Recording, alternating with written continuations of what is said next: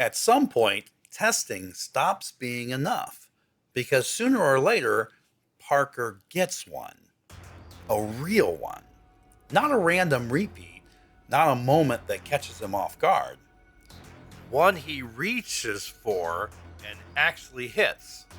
By this point, he already knows the feeling, that warning sign in his body, that split-second wave right before the moment bends.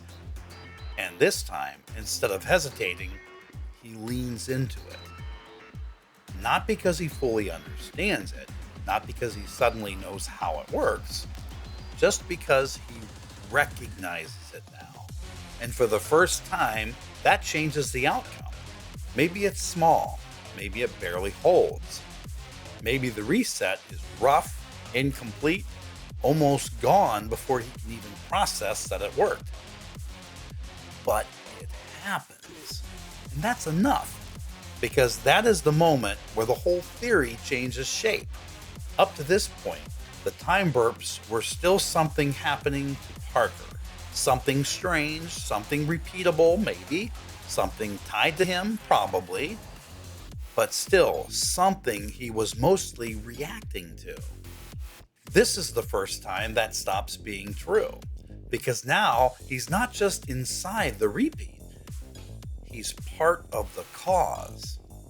Not with precision, not with mastery, but with intention. And that makes this different from anything that came before.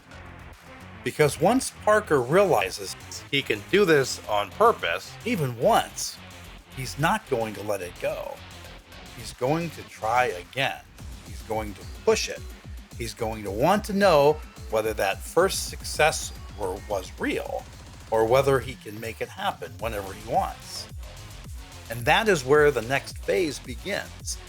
Because once Parker stops waiting for the time burps to happen and starts trying to force them himself, the question is no longer whether he can do it.